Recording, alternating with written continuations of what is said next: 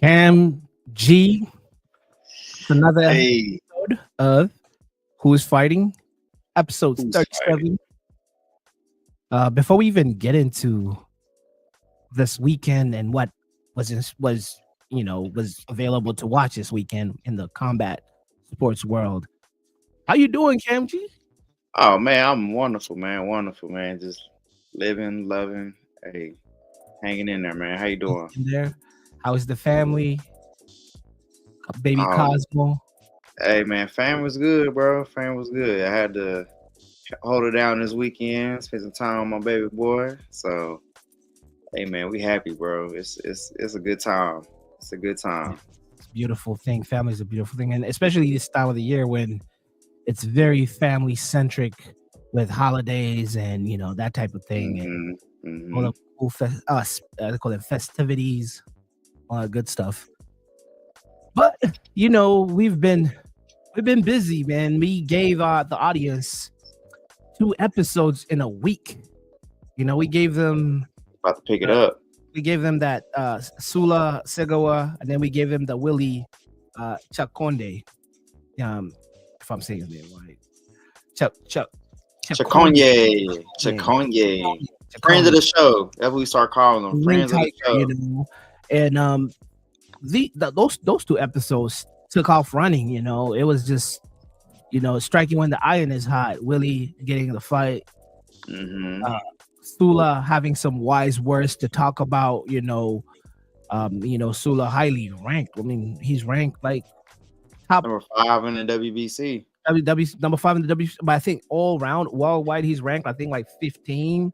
So he's in the mix. He's gonna be in the mix, and he talked about how many good fights he has in him, and he broke a lot of rules, man. Just going back, he said he treats it like a video game. It's a game. When Yeah, full time I hear boxers saying it's not a game, you can't play boxing. He say, nah, for me, it's simulation. I've been doing it since I was a kid. Everything is refund. It's just put right. me with anyone. I'll figure out. What I And liked about that was he basically talking about a high level chess match. yeah, He was talking about how he frustrates his opponents and I love this part of what we do is getting into these fighters' heads and learning a little bit about right. them. So Like I enjoyed that. that changed my whole mind, my whole perspective of fighting. Where he's now, I think he's 31, 32. And he Yeah, said he yeah, give or only got take. a killer instinct 2 years ago. So, and he's been fighting top tier talent since 2016, 2017, when he moved over to the States from the Right, Netherlands. right. And it was mind blowing. I was kind of left stunned. Like, you just got your killer. He's like, yeah, like people want to kill me. Like my coach is like, yo, you're playing. You're treating it like how you treat sparring. You're beating them up, but you're not going full gas. So that was good. That was good to hear from a pro. Like, especially for me, you're closer to the pros than I am. For me as a casual, I was like, wow.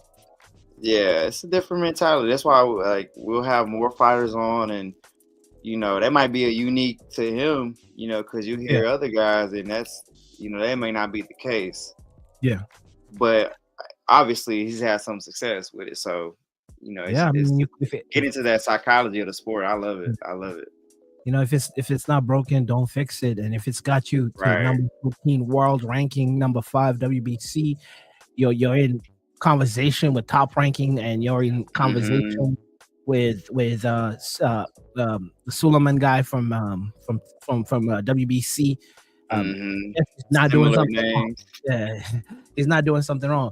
Taking it back a week, we interviewed a prospect fighter, a highly touted, a highly praised fighter from the youth. Turned pro about 2 years ago, I believe, 3 years ago, when he was about 18, 19. Mm-hmm. Mm-hmm. He's 21, 22, I believe. I think it was 21 when we interviewed. 21, 21, 21. Yeah. He fought this weekend. Let's get into it. Yo, let's go. Let's talk about our guy S3, Friends of the show. Samuel Arnold III. Man, oh man, did he deliver? Hey, that boy got something. He trying to get Did he some off look? his chest. He trying to get some off his chest. Second round knockout out in Nova Scotia Yeah, under the 3 Lions promotion. Second round knockout brings him yeah, to 11-0 with 7 knockouts. And on a big stage, it was a main event was the WBC cruiserweight title was up for grabs. So he's on the undercard of that, and left no doubt to his expertise inside the square circle. mm-hmm. 1-1-2 textbook knockout, sent his opponent home. It was Yeah, good to see. Good to it was, see. it was beautiful to see. And salute to you. I don't know if you said it last time, but you're his strength and conditioning guy. I know. I'm in the shadows, man. I'm in the shadows with it. Hey, long as the MG, he's the results, hey, strength and the conditioning results. guy, and you see the results, man. He looked like he was ready. He looked like, I won't lie to you, he looked way bigger than that dude. Delgado, I think was his name. I He know. looked, I was he like, looked look, like, yo, man. you're looking. First of all, you're imposing. Like this dude. I like Delgado for only 4 fights. He had a little bit of high pressure, pressing and bringing the fight to him. And Right. of course, you're tall, you're smart. He has that boxing IQ in that square circle. So he was using that beautiful jab. It was a thing of art. And Yes, yes, like yes, like our yes. old friend used to say in Emporia, do not get in fights with somebody that double jabs. They know something. Yeah, because who taught you that? That was I That shit. think Dre. He's like, yo, you see somebody that double jabs, they know something.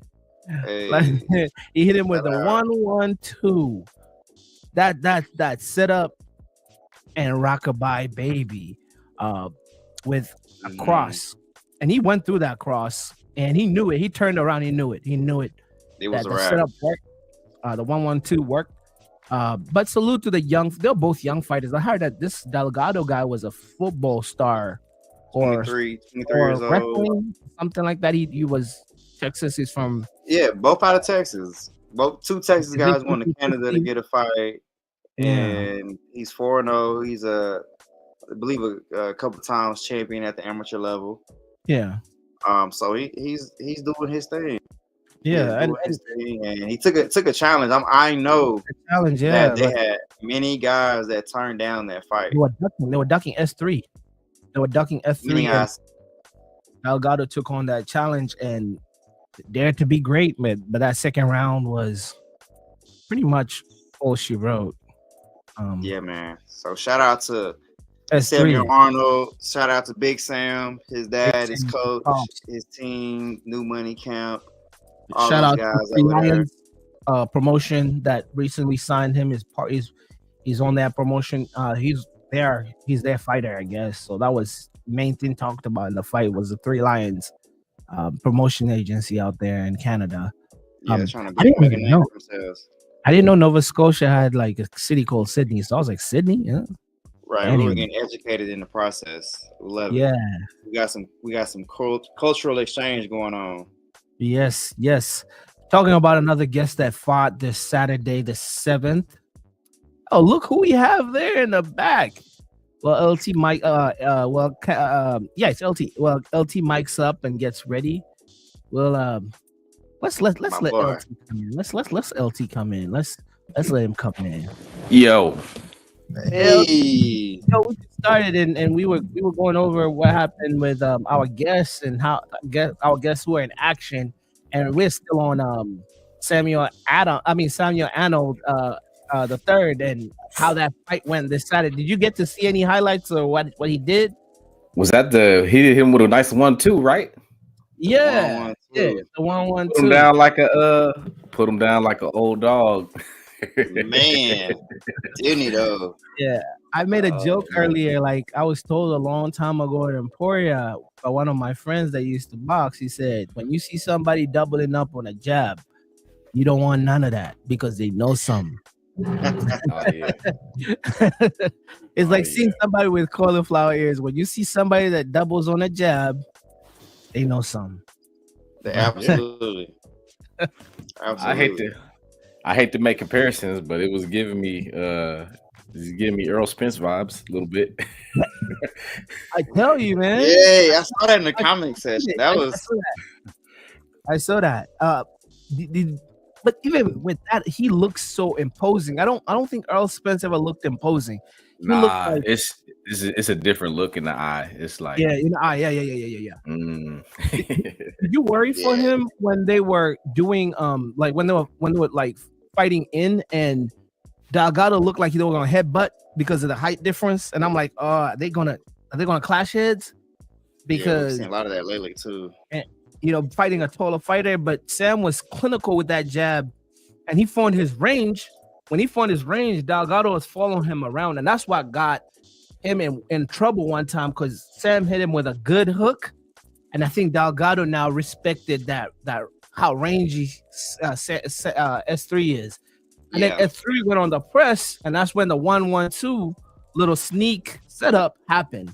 And then he hit him with that, the 2, and it was done. So yeah, like man. I think it's gonna be a problem for a lot of those fighters being 6'3", and the way he looked, he's not a like Kam Gee said, he's not a 6'3" that is just a cut hanger. This dude is he's a unit, bro. He's a unit. Like you could see like he's a unit. He's not he's not Sebastian. Respect to Sebastian. He's a good fighter, but he's not a But he's 6'4". only he's only getting better too. He's only getting stronger. He's just learning how to use his size, and he already came in with the fundamentals. Right. And now he just polishing up his game so he can take it to the highest of heights. So now before even we go into the other, let's stick on him. Let's dissect this a little bit because he was our spotlight fighter. What is his next big move? Because now he's the WBC youth. So it's called youth? Super middleweight champ. yeah, WBC super middleweight. Is it youth? Yeah. Or Yeah, it's a U title. So it's a 23 and under title. So yeah. Ceremonial, but it allows that notoriety so you can continue to climb these rankings. So did you realize he went up? When he was with us, he was number 24. Right now, he's wearing 14. So that catapulted him up a 10. Like you're playing a game of ladders. Like he went up 10 people or something of that nature, and now the top 90 in the world. So you're looking at every super middleweight. He's top 90, which is of course he's 90. But that's something to look at 21. Yeah, he's cooking. He's cooking. Friend of the show. 11 wins, 7 knockouts. Let's cook. Let that boy Friend cook. of the show. Let's go. Hey, we enjoying the slow ride on the roller coaster. So it's the slow ride to the top. Click clack, click clack, click Slow clack. ride on a roller coaster. Yeah. Let's go on to Utrecht, Netherlands. Another friend of the show, the Ring Tiger, Willie Chaconye, did what he advertised on the show. First round knockout. Said he'll put him down. He said he'll put him down. Marko Vucevic, part-time plumber. I can't say that. I don't know why he.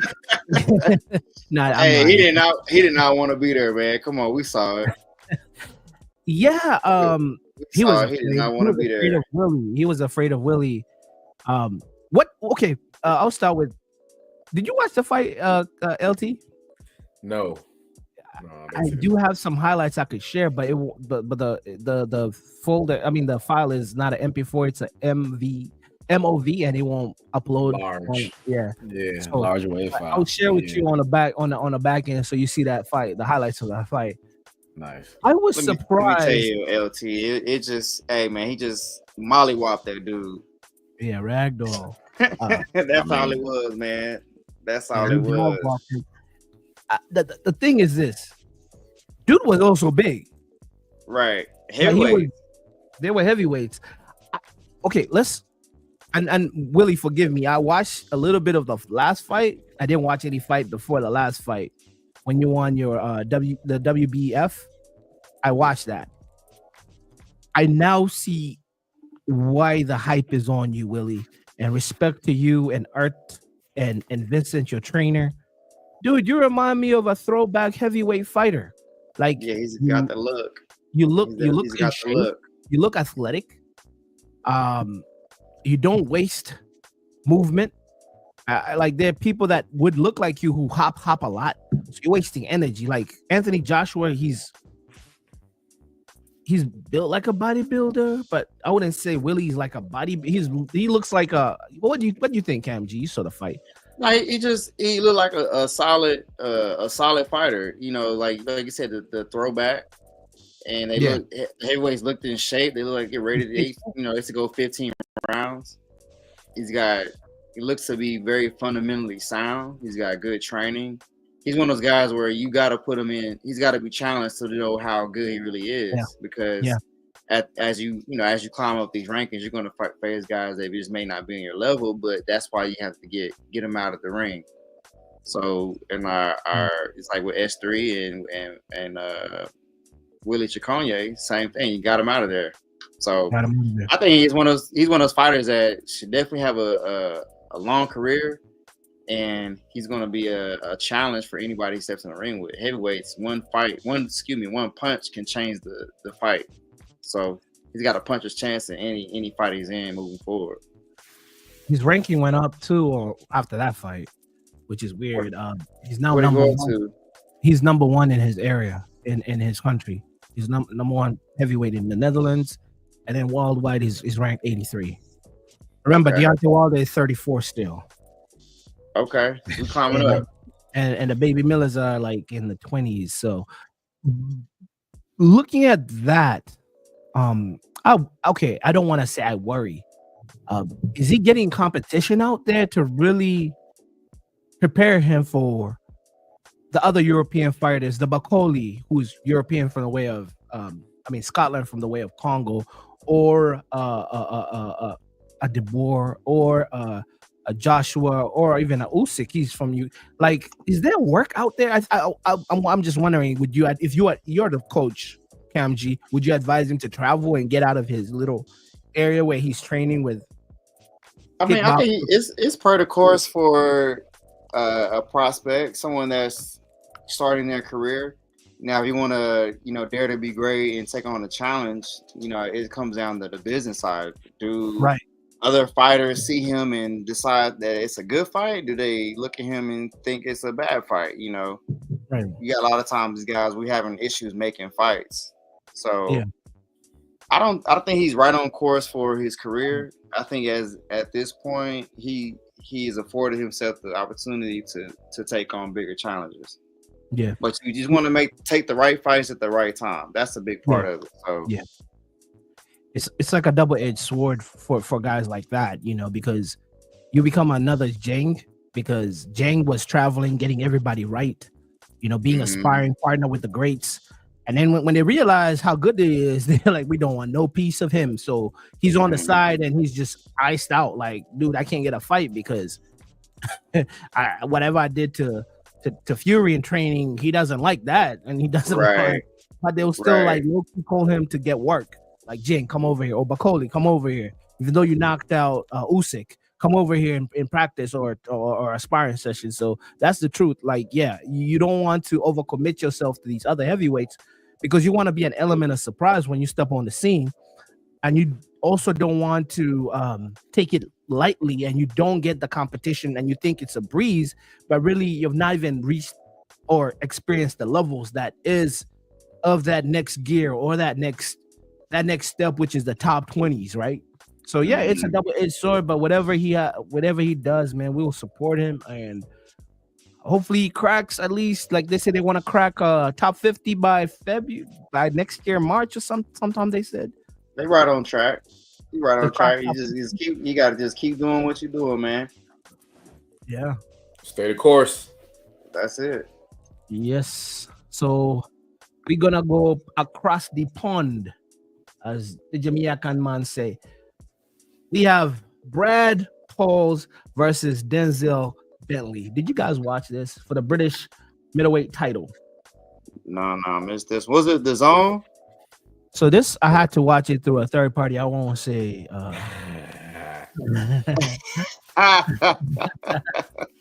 Just in case, but yeah. One of them things. But Bentley won the fight through decision. The referee, the official's decision, sorry, not referee, but officiating was 117 to 110, 116 to 111, 115 to 112. This happened at the OVO Arena in Wembley, London. I'm trying to get my notes here as we talk. Have you seen any of these fighters? That's a big venue though. That's a huge venue. Championship bout. Championship. So this already makes for Denzel's career, this automatically puts him next in line as a challenger for the WBO belt from the current champion right now, who's this is why I'm gonna butcher this guy's name. Janibek Al-Mikunli. Just Google that for me if I'm saying it right. Janibek Al-Mikunli. I think I said that right. Janibek. Well, I need a spelling on that one. Who he fought Denzel Bentley back in 2022 and defeated Denzel Bentley, but he's the current WBO champ. This British middleweight championship automatically puts you online for the WBO, and this is the third time Denzel has won it. It was a tight fight, of course.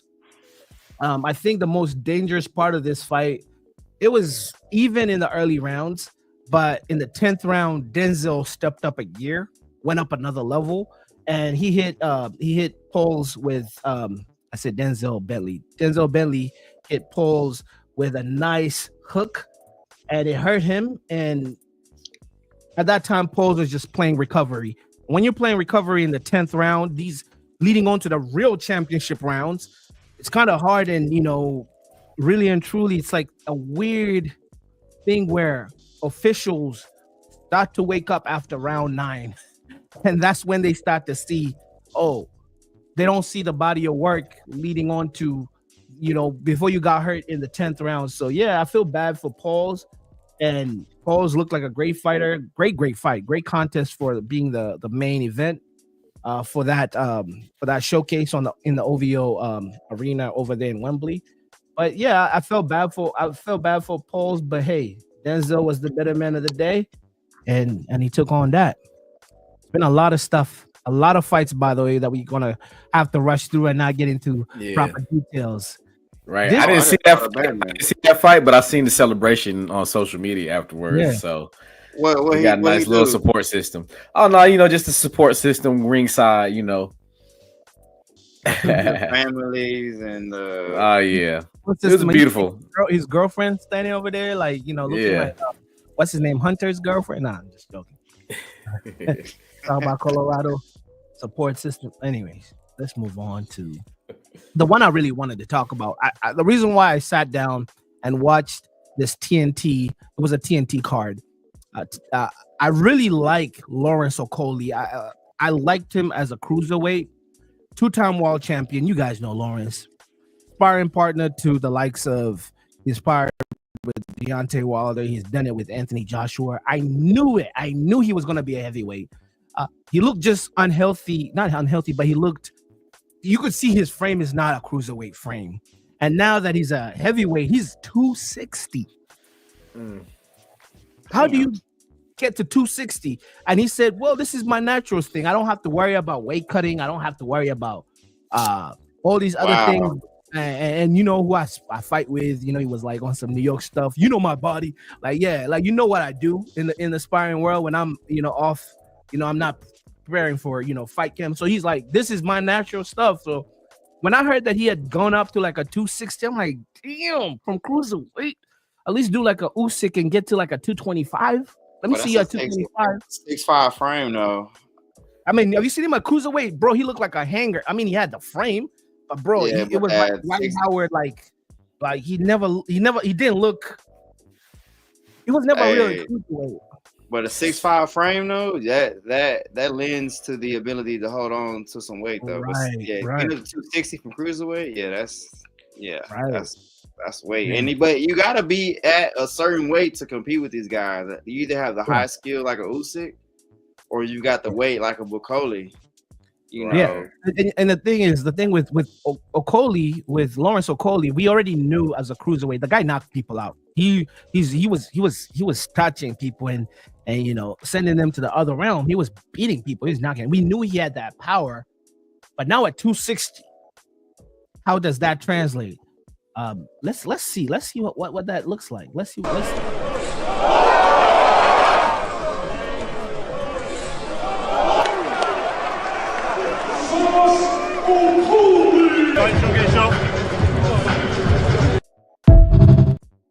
So he's looking to be a 3-time world champion. He's put his hat inside that heavyweight. He has a record in amateur. I think he's an Olympian too. The guy has a pedigree. So the heavyweight now have another guy who has fought small, who has the footwork and has the power that Usyk doesn't have. And I think it's like a cheat code that these cruiserweights are like, oh, the heavyweight is full of food. These guys can't box. Yeah. These guys can box. They're strong. So from how I saw he hit that guy, dude was already sleepy. You kind of like, let's play that one more time. I mean, it's not the most.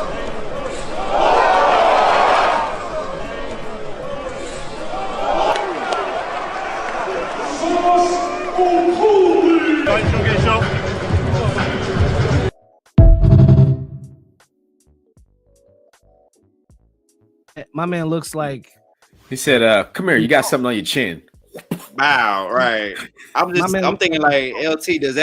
Is with what you seeing right there? Does that translate to higher level competition? Because like we talking about the heavyweight division, like just the follow through, the leverage. You know what I'm saying? Like those things at that weight division translate.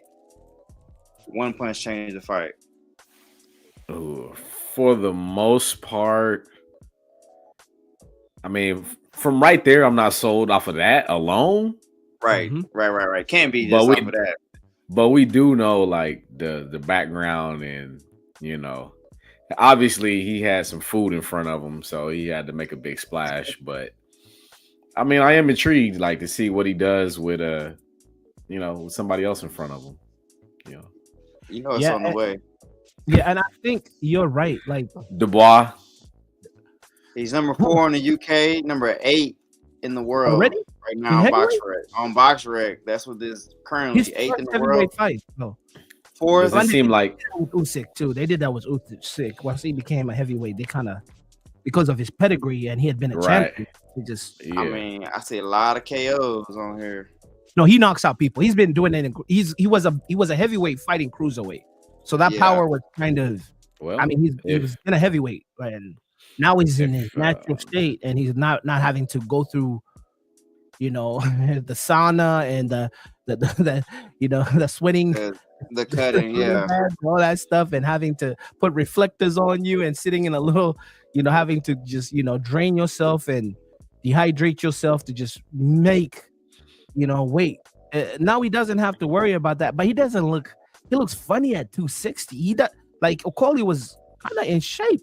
Oh, when I saw him fight, I was like, man, you kind of look too big. Maybe you did. Same. Yeah, it does look foreign. Like cruiser 260 is a huge jump, man. Like, yeah, it is. You're going from outside linebacker to defensive tackle real fast. Yeah, definitely. But just something you got to keep your eye on. They rank them up there, so the fights will be made, and so we'll be seeing.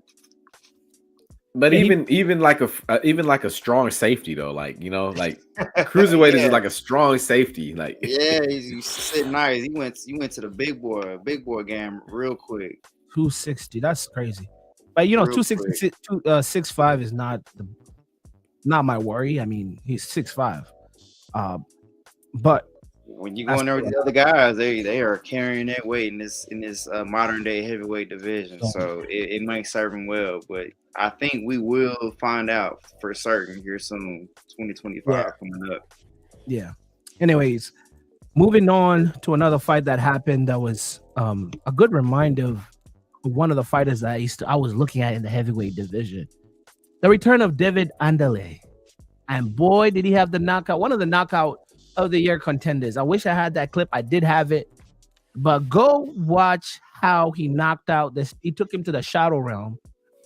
Dude didn't know, he was discombobulated. And I'm like, oh, he hit that man hard. They putting in the fourth quarter bids, huh? Yeah, for real. Knockout of the year candidate. We got some good ones. Right. And the heavyweight division is looking strong right now, man.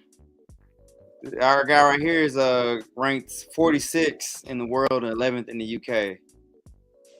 So we've got some top contenders, some guys that we may see in the ring against each other.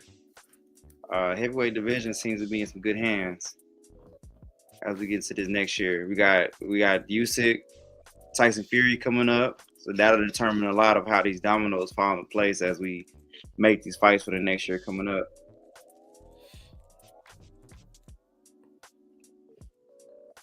I'm with it. I'm with it. Strap might be in the Matrix. Strap back in the Matrix. Oh man, we have fun. It's not funny because I'm literally on like a loaner computer right now. Like if you, no. Those of you who watch the show, you look at the logo, it's not there. So I just caught that. I just peeped it. Oh yeah, we on a struggle bus. This might be my new computer. It's a Oh damn. But hold man. it for a second. It's bro. I'm gonna have to right. No, I just so happen to have this. Just so happen to have this on loaner. Oh man. Nah, man. These heavyweights though, it's something. It's something to keep your eye on. I think we got something good going on, bro, with these heavyweights. I'm excited. Listen, like I am extremely like. And as long as Turkey Al-Sheikh is in the business, exactly. We don't have to wait very long. Exactly. These fights will get made, and we won't have any issues with determining. Hey, this is what it looks like. This is really up top. So right. I'm like, dang. Unmute yourself, Strap. Strap back from the shadow realm. Hey. Can you hear us? We hear you. Yeah. He had to hop back in. We got you back. Oh man, the Wi-Fi. I was hitting the volume button, turn the volume up, and my thing started buffering. I was. Oh no, you gotta be careful out here, man. These internet. Hey, so I can move on. Yeah, I know he might be mad, but I definitely did see this fight. Okay, good. Let me talk to me about it, man. This was a top rank. Emmanuel Navarrete versus Oscar Valdez too. This was very interesting. Navarrete came out with that pressure early. He looked big for the weight class, honestly. Is it time to move up? And he's honestly, I don't know I don't know how comfortable he is in there, but he does look big for the weight class. But he's a little bit taller. He has some height and reach advantage on Valdez. It was one of those things where it looked like, Valdez showed all the heart in the world, but Navarrete just had too much for him and just kept applying that pressure coming forward. There's not enough. What was that? The 6th round? What was that where whatever round it was when it finally stopped, they were complaining about elbows. So the complaint was that on the inside, his defense is that he pushed off, but when he pushed off, he uses the elbow. And they said that he caught one of those blows to the eye. And so when Valdez came back out with that subsequent round, Navarrete threw a straight. And Valdez, when he pulled up, he's saying that he had double vision, and so he just couldn't protect himself anymore. To throw excuses out there, but the the elbows and forearms is an old school method, and you know a Navarrete, he's never gonna stop punching. So you gotta Exactly. have an answer for that. I really like watching him fight. I'm actually looking at some highlights right now. He's Like busy. yeah, boxers gotta box him. You can't go in there slugging it out with him unless you just outright better. But Right. he looks big for the weight class though, man. Just looking at it, looks like two different weight classes in here fighting. You know. So yeah, you seeing what I saw. Yeah, but he's a puncher, man. I love seeing him fight though. He's always action packed. It was had to miss this one, but we had a lot of fights Saturday, man. Yeah, we was spread thin, so we had to split the workload up. we was out here. We was out here. It was a boxing field weekend from the UK to the Netherlands to Canada. And where was this Top Rank production at? Oh, good question. They like to do California, Vegas. I know it wasn't two Mexican fighters. I'm guessing California. What but was it in Carson? We was all over the world basically this weekend. Let's see. Was this the same card? This Espinoza versus Ramirez? I think these are all Top Ranks right here. This was the same card. So that means I watched it. It was on the TV. Let me see. It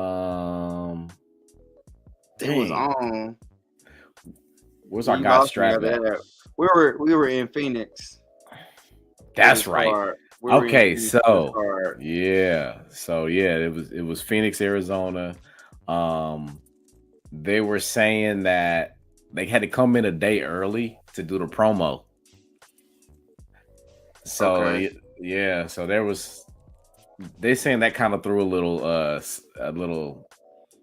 another factor into it because they came in on weight and they had to maintain weight for an extra day while they were doing promo.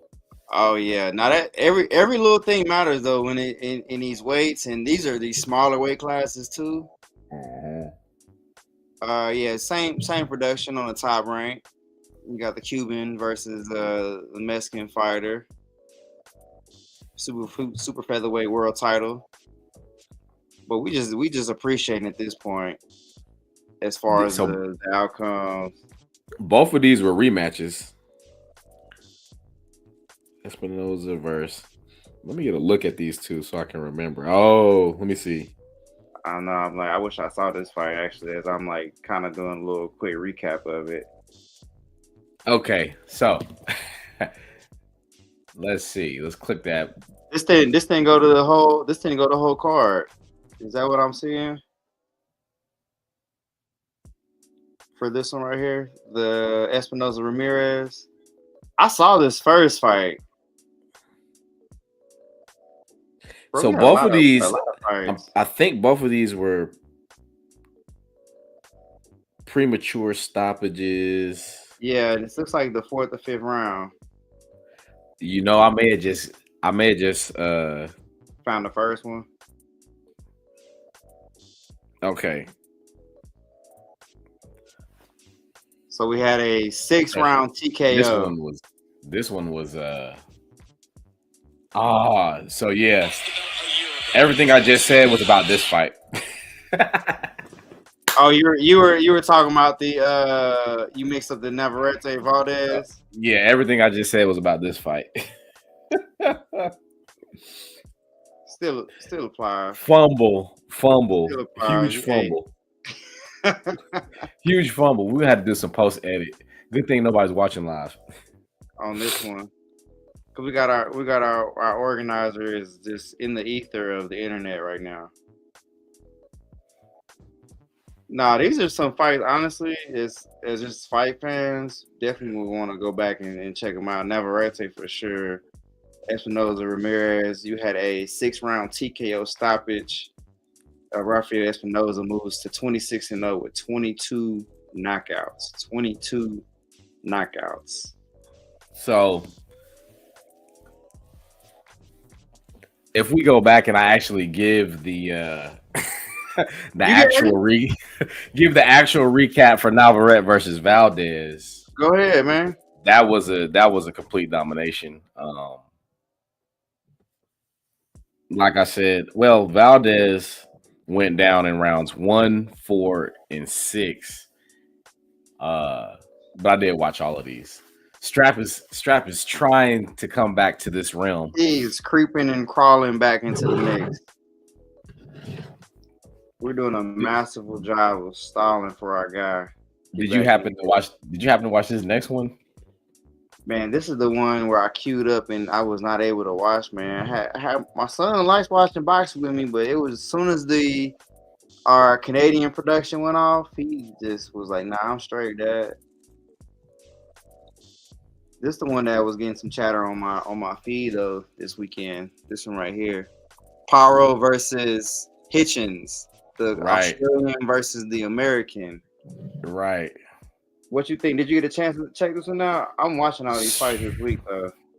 So I actually I caught up on this one, I think Sunday morning. Mm-hmm. So I got to watch the recap or watch it after the fact. Lightweight. Yeah, I'm doing a live recap right now. Yeah. It's like a pretty even matchup. It was pretty even. I think Hitchens just was, had more activity. Mm-hmm. More activity, and I mean, it's really what it came down to. I want to say, was this a 12 rounder? I think This was actually, I actually had this one in my. Actually, bro, I did watch this fight because I was really confused when I saw the American flag. But he had the Puerto Ricans on his trunks, which Puerto Rico is a U.S. territory. Produced a lot of champions, but he's homeland claiming the United States. So sounds like he's a Brooklyn boy, or yeah, one of those guys. Yeah. So you got to see it. So I think it was. I had this one on. Actually, I think it was about an 8-4 fight. Ironically enough, if this is the one I remember, one of the judges actually, I think it came down to a split decision. Oh, and it should not have been a split decision. Yes. Yeah. This was one of those times where we go back a couple months, our episode about the judging and how there needs to be more effective judging, where we see the fight. This should not have been it should not have been a split decision. This should have been a unanimous decision for Richard Hitchens. Mm-hmm. Richardson Hitchens. The one takeaway I did get from this was he called out Teofimo after the fight. And Teofimo got his eyes on our guy Boots Ennis. So I like this. 140? I think that could be a good fight though. I mean, he said, he was like, we can have this hearing. But listen, now it's starting to shape up. Okay. Now we can start paying real attention. We know who the people are at 140 in that neighborhood. So we looking at, I'm a big fan of T.O. I want to see him fight the big names. I want to see him unify. I want to see him, Right. do those things. So we can entertain, Devin Haney. He's sad that the purse bid is only like 2.3 million to go up against what's my man's name? Marcin, the Spaniard. Marcin. I don't know if I got his name. He's not down right now. He actually gave Teo a heck of a fight a few years back. Oh, okay. Let's see. You want to check him out? What's my guy's name? But Taylor's supposed to be. They are supposed to be contractually negotiations to take on a fight at welterweight. Mm-hmm. So you got. I don't know. You're not talking about Nakatani. Sandor Martin. Yeah. Sandor Martin. Back in 2022. That was in Madison Square Garden. What event was that? He's Jared Anderson was on that one. Keyshawn fought on that one. Okay. Right. Okay. So that's another, another tricky former champion. I guess the appeal for there is the New York tie-in. Yeah, exactly. So, but now we know who the players are in that lightweight division. I love it. And then like you said earlier, with Turkey in the mix, you might force these fights to manifest. I really love that gone are the years of the Mayweather area. I feel like we're finally getting past that. Let's hold on to the O. We don't care about that. We want to see the fights. All of our greatest fighters of all time took L's and came back, avenged defeats. Sometimes they did, sometimes they didn't, but they came back and they were still champions in our heart. Yeah. And the sport respects them. I like, I'm thinking about the Muratayas, that we got to see. So right. We got some cooking. 2024 is shaping up nicely, and 25 is looking amazing. So Strap said his computer crashed on him. Oh my goodness, it's not funny, but damn, you got a backup. And we limping. We limping on 37. Believe it or not, this is the backup. I have two, so I was already on number 2. So this is the tester. Oh my god! This might be my permanent after the night. So. Ooh-wee. I was I would say this though. There is a topic I want us to discuss. I don't see it on our banner, but we maybe have to say that, man. We might have to wave our white flag on this episode. We got our showrunner out. We want backups.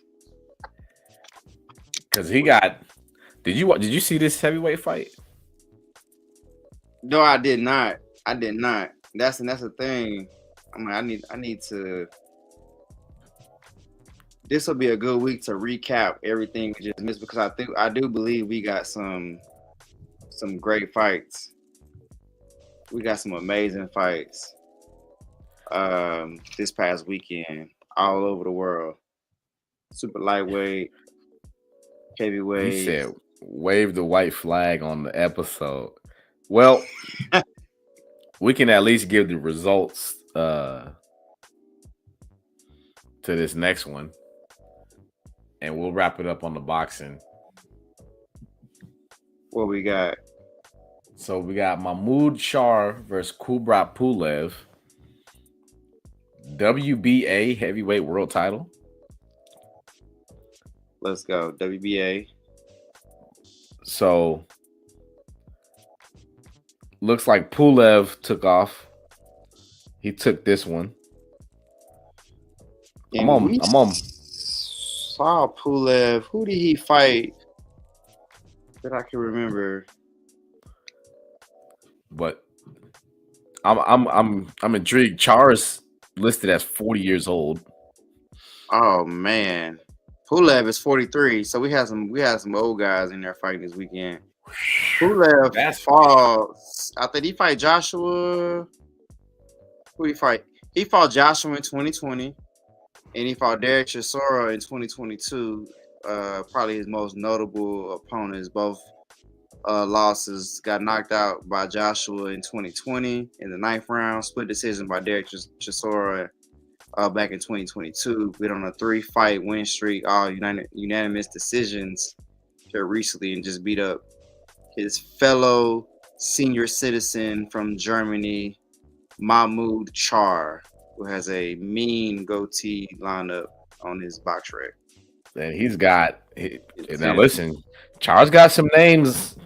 He's got some names on his. So he's got an L versus Vitaly Klitschko. That lets you know how long. Back in 2012, I see that. He's got an L to Alexander Povetkin, so he's been in there.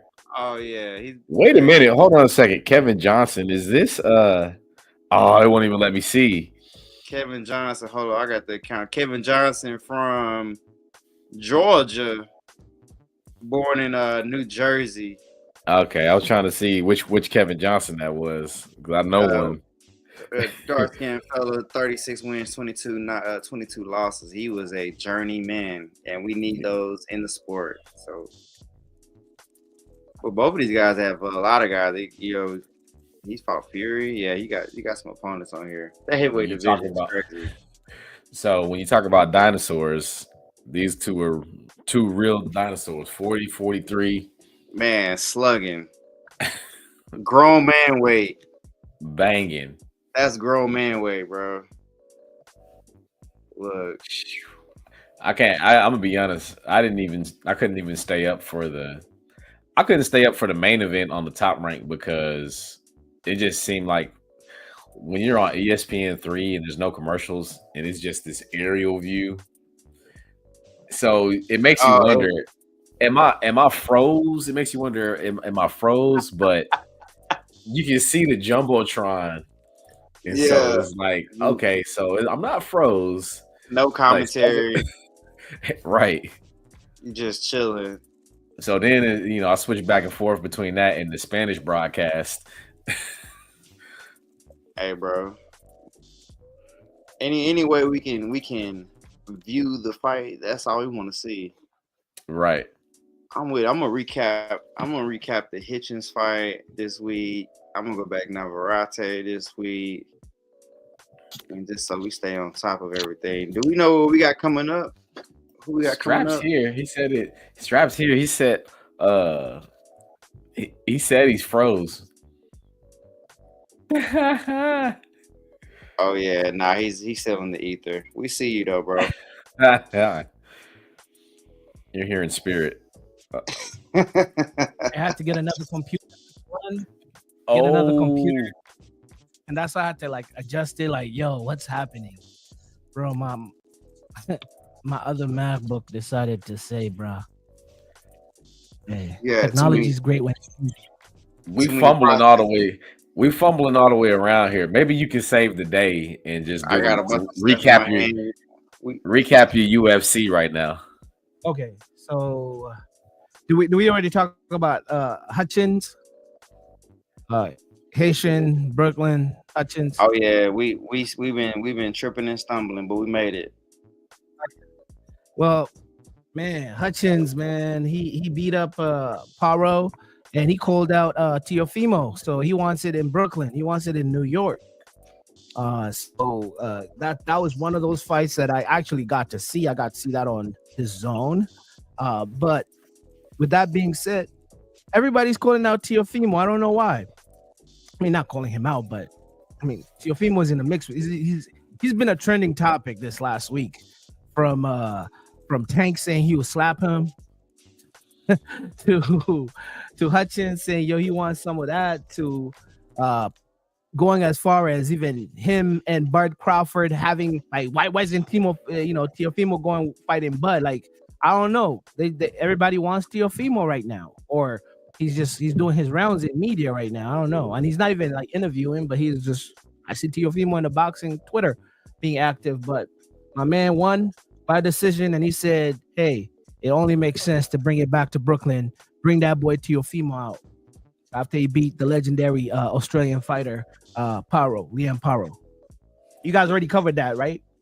Oh yeah. Yes, sir. Yeah. So let's get into the UFC. This was UFC 310. This was held in Las Vegas, I believe. So I will tell you the truth. I was really, this card right here, or this UFC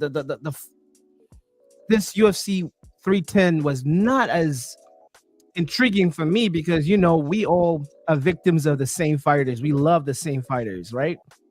I like to see if you're going to throw a premier UFC and you're going to add a name to it, bring some names on that joint, or if not, just call it a fight night. UFC fight night, or UFC Abu Dhabi, or UFC showcase. Showcase. But if you're giving it a legendary number in the 300s, put some people on that card. But let's talk about that card. Let's talk about UFC that happened in the T-Mobile Arena in Las Vegas. We'll go over the main event first. My notes here as I'm regrouping. So the main event, we have Alexander Pantoja versus Kai Asakura from Japan.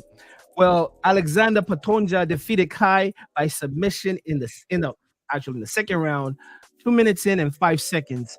I watched that I watched the fight. It was anticlimactic, as you know. Some people love the art of engulfing and strangling and submission because it's more of I impose myself on you. But it was just my man Alexandra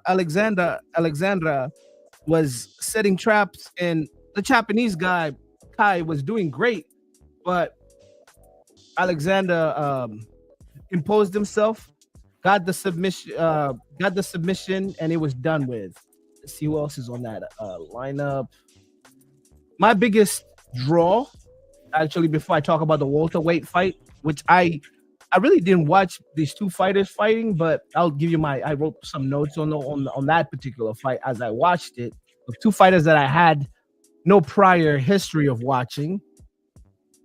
But let me pull these notes out. Give me a second here. It's your showcase fight night in the UFC. Showcase fight. Like I didn't know a lot of the people on the main cards. I'm like, who's this? Who's that? Is the UFC lacking in the area of like the star power right now? Because we've covered a few UFC big fights events where we're having like we had some of the overseas fight nights, and I guess we're not having the characters or the that are just keeping you in the game, intrigued to make sure, hey, next time they fight, I'm gonna be watching. You know, like if you have if you have a small roster of superstars like the UFC, and your last big fight night was 309, and you had Jones Bones fighting. How big? I mean, everything after that is anticlimactic. Like, give me. I hate even to say, get McGregor out of retirement. Get somebody who's gonna bring some butts to the seat, some eyes to the pay-per-view. It was a stacked up week of fighting. Like, come on, UFC, put yourself in there and let's get some. But anyways, respect to the fighters that still showcased and were on the main event. I'll talk about the welterweight division. We have Shankat Rahamonovich versus Ian Machado Gary.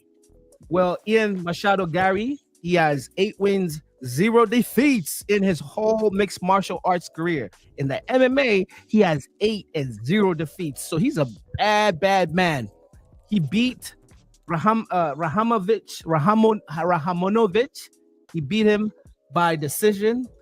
Went to the judges. It was 48, 47, 48, 47, 48, 47. It was a sweep. It was a unanimous decision. Respect to Ian Machado Gary. Looking at your record, he must be a top contender, but I missed him and I really didn't follow because their roster, like I said, it's small, but it's not that small.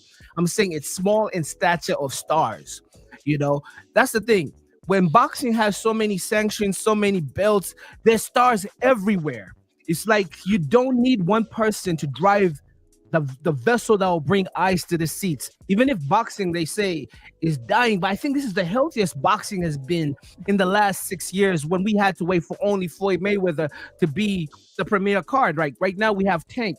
Even the women, and even, I hate to say, even Jake Paul is bringing out people. People are wearing mink coats to fights. UFC, you don't see people coming out with mink coats. Maybe, I don't know, but it's a special feeling when boxing is in a healthy place and UFC is in a healthy place, because UFC was that sport about 4 or 5 years ago, and they dared to be great during COVID, being the first sport to come out and fight during the restrictions. So I don't know what's happening. Are you feeling the switch, the dynamics, or we don't have a Conor McGregor, we don't have a roster with John Bones is still in the mix. We don't have it's a lack of star power right now in the UFC. We've covered several events over the past few months where the stars are getting beat. The stars that's good for parity of any sport, right? But it's the the names, right? Like we Yeah, can name drop Teofimo, Usyk, Usyk, Shaq. Tank, Shakur. There's just boxing is Hey, giving us what we need right now, and then the infusion of help. Turkey. We're just seeing a shift in the dynamics right now, and that's everything's seasonal. UFC will have their moment at the same time. Do you think the UFC have done a good job giving us what we want? That you burnt the candle on both sides. Now the most electrifying person, the style benders, are all been beat up. You have Pereira, yes, that's your joker, right? You could throw Pereira on a card. You guarantee Pereira is gonna do something. But how many of those do you have? Are you gonna put a Sean O'Malley? We don't even have Michael Bisping, man. We don't even have BJ Penn. There was a time where you had some people that pushed that needle. But anyways, I won't go into this. Let me go into the fight that actually brought me to watch this card, which is Cyril Gunn. He was former interim heavyweight champ. If you remember, he was that guy that fought even John Bones, and John, after he fought John Bones, he went back to France and he had to work on his grappling because John Bones just smothered him and just imposed himself. I think that was one of the first few fights John Bones was fighting at heavyweight when he came back from these other weight categories. Cyril Gunn is a very dangerous fighter. He's a very tactical, precise striker. We've seen him fight Francis Ngannou, and Francis Ngannou had to wrestle him to win that fight. Francis Ngannou had to grapple him because standing up with this 6'8", 6'7", 6, however tall he is, 260-pound muscle, hard-hitting, rangy fighter is very dangerous. Him and the guy he's fighting, Alexander Volkovich, they fought before. And the first fight, Cyril Gunn made light work of this fight. This fight right here was the reason why we talked about UFC 310, because it brought a lot of controversy on the decision that was made, which was a split decision in favor of Cyril Gunn. He was actually losing that fight, and the veteran fighter Alexander Volkovich actually should have won that fight.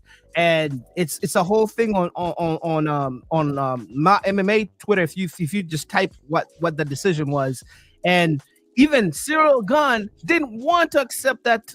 He had the verdict or the decision, and he walked away. He felt embarrassed that he won.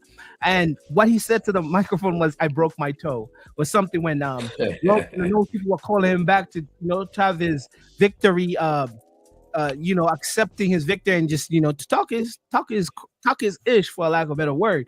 And he shied away from the moment because he felt not worthy to even speak after that performance, but he did pull through the split decision. Volkovich's team are pissed. Volkovich is very active and boisterous and loud on social media, letting the UFC judges know that they cheated that day. And he said it's daylight robbery. So respect to the jukes, as the people in the streets say. Sometimes you win, sometimes you lose. Somebody got to be fooled. We are on which other fight happened? The featherweight fight, which was Bryce Mitchell versus let me say this name right. Kron Gracie. Did I say that right? Kron Gracie versus Bryce. Look like it's right to me. All right. So Kron Gracie versus Bryce Mitchell. This was one of the few fights that when I'm watching my UFC, I do like my KOs. He gave me that, He gave me that. So Bryce Mitchell gave me that. He knocked out Kron Gracie. Standard fight, and I'm gonna pull my notes here that I wrote down. Bear with me. Yes. So this fight started between two grapplers. Actually, I think this was the first time Bryce Mitchell knocked out somebody. I think it was the first time, and I have to look at my notes to make sure if it's the first time. I expected Bryce Mitchell to do a lot of ground control. I never expected him to be striking because, I know Bryce Mitchell as particularly a good wrestler, a good strong fighter. He's a pressure fighter, and then he knocked him out he knocked him out 33 seconds into that round with an elbow. But if I go over my stats that I put down, Bryce Mitchell landed 72% of his significant strikes. That's 26 out of his 36 hits that he had. And Gracie, if you know the Gracie family, you know about what they are. They don't fight standing up. Their fight is on the ground. That's where they want to be. So, Kron Gracie, Brazilian Jiu-Jitsu legacy. If you hear the Gracie name, you know that's a legacy name. Right. And you know what they're gonna do. They're Brazilian Jiu-Jitsu people. So, looking at significant strikes from Kron Gracie, I don't know if you guys could give a wild guess. How many strikes do you think a Brazilian Jiu-Jitsu fighter would have before they get starched in a fight that ended in the third round, 39 seconds into it with an elbow? How many strikes do you think? 5. Single digits. Yeah, there you go. You guys know what you're talking about. It was 6 significant strikes. 6 significant strikes out of 31 attempts. And you know a lot of those are feints, fake, so 6 strikes out of 30. Are you kidding me? 6 strikes out of 31 attempts. So anyways, it was all written with the evidence of he's a Brazilian Jiu-Jitsu guy. He wants to take you to the ground. He wants to find his way around how he can put you in a lock or do some ground control and do his thing. So he was Mitchell did a great job defending takedown attempts, and he also did takedown attempts of his own, and he also did a good job controlling and maintaining the ground control with a good known legacy name like a Gracie. So respect to you, Bryce Mitchell. What else do we have on the docket here? We have one more fight and we'll conclude this. We have my notes for that one. We have Doho, the Korean Superboy, Chow versus the Train, Nate Landwehr. If I'm saying it, Landwehr, back there, he goes by the Train. Well, this was another knockout. And they call him the Korean Superboy. That's a cool ass name, the Korean Superboy. Boy, they come up with these names, man. The Ring Tiger, the Korean Superboy. But it was a TKO victory in the third round. Very dominating performance. Going again to my statistics that I wrote down when I was watching the fight, my man Chow landed 78 significant hits, and he threw 116, both punches and kicks. And he was accurate with those hits. You can see the numbers: 78, 116. The percentage is 67. That is actually a great percentage because there's some with the feints, the movements, and everything. That's a pretty good percentage. And then the other dude, the Train, on the other hand, those numbers don't look too good. 25. So he was washed. He was mollywopped. 25 significant hits, and he was throwing 67. So you're going against somebody that threw 116 and you threw 67, and you only landed 25 of those 67. That's a whopping low 37% accuracy. Yeah, he got beat. He did a little bit of ground control. Fight ending sequence. A sequence was in the third round. It secured the TKO. Just you rain punches on a dude that is helpless, and the referee had to come and stop it. And that is my vision and what I saw of USC 310. By the way, I was talking very dramatic, try to make this boring card interesting. I saw that you was into it. Yeah, there you go. Yeah, but I took my notes. If it was Jones Bones, I would be talking in my normal tone, like yo Bones, because that sells itself. You can't advertise something that already is going to sell itself. So, but I would have made it the Bombshells to watch it. Yeah, Dana White, man, go out there, give the people what you usually give them. Give them the fights that they want to see. I'm not saying, and remember, this is coming from a casual. Maybe some of these guys are names known worldwide, and they're just talking. I didn't know them, so I didn't know who the Korean Superboy is or the Train. We're putting the casual in it right now. Hey, yeah, that's perfectly fine. You might want to capture these casuals. We watching these fights, man. Yeah. Come on, give us what we want. Yeah. So, in conclusion, guys, I just want one line on this one, and then we could end it, right? LT, do you believe Tank is retiring after that fight? Tank is a competitor, man. If Tank can't have his way and fight who he wants to fight, he's gonna call it quits. So they've done a great job of shaping his career and molding it and making him filthy rich. But he's showing you money isn't everything.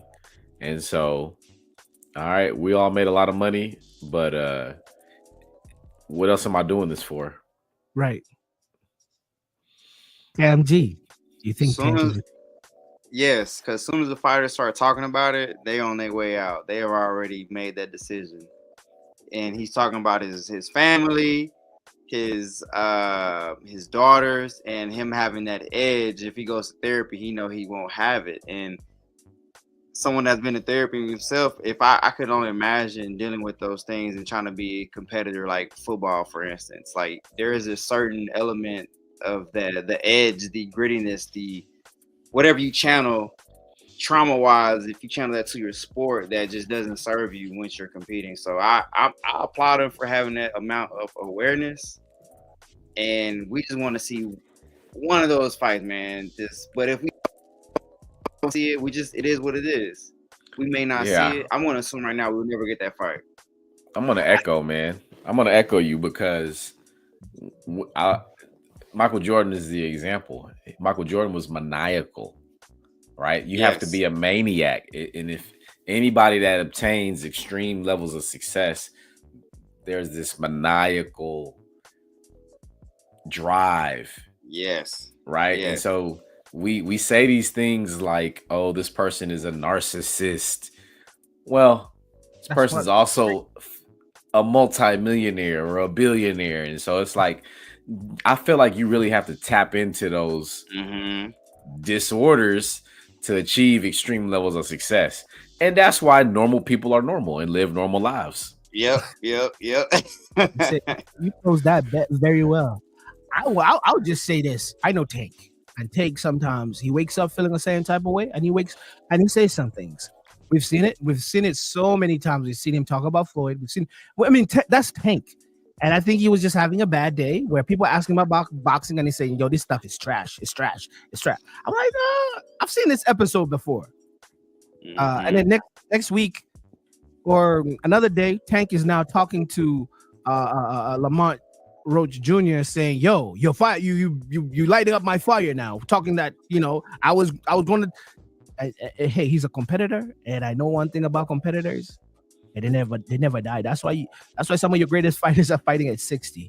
And it's not necessarily for the check.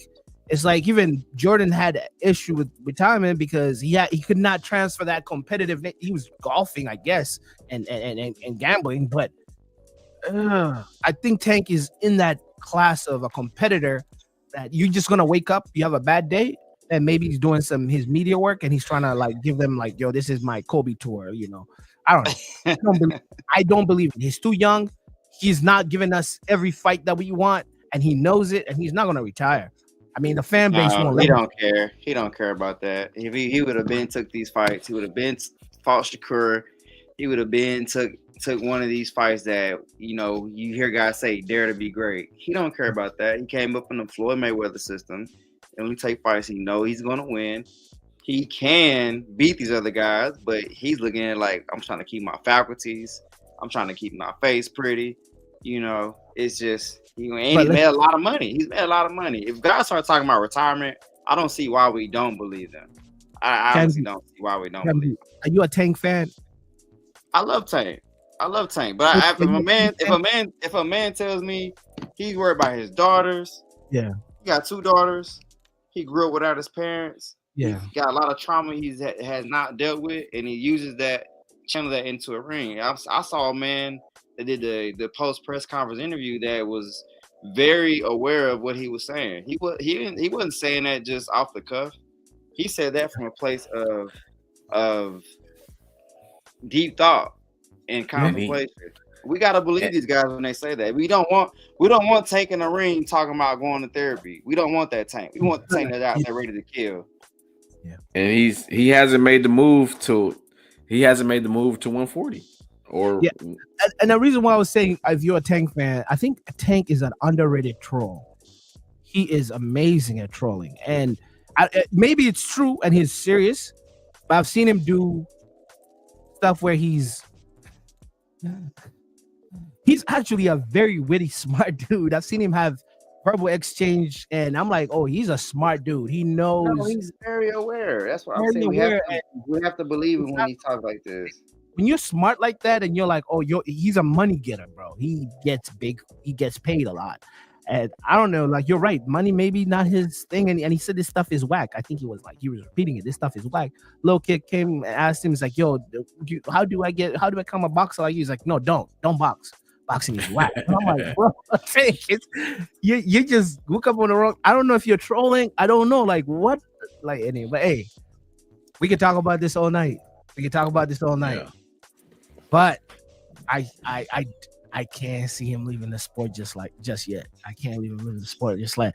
I don't think his handlers will let him do it to the sport because he puts on the lights.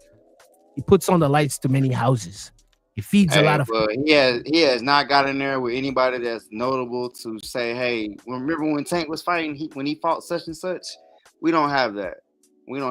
So I'm more apt to say, go ahead and retire, bro. Go ahead and you took your money, do your thing. If we not gonna get to fight, I don't want to see you fight anyone else that is not notable to the that push you in the upper echelon of these lightweight fighters over time. Just retire. We're not missing nothing. You know, one person that I believe when they say they retire is David Haney.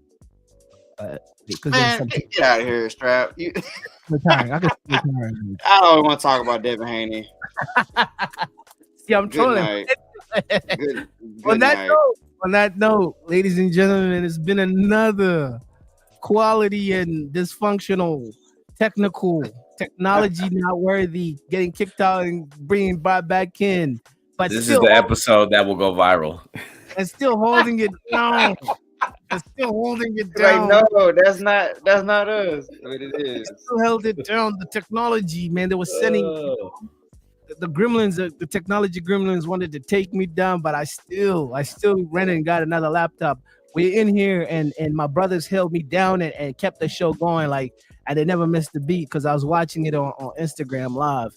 Oh man, it's been another great episode of Who's Fighting. Boxing overload. Whoa.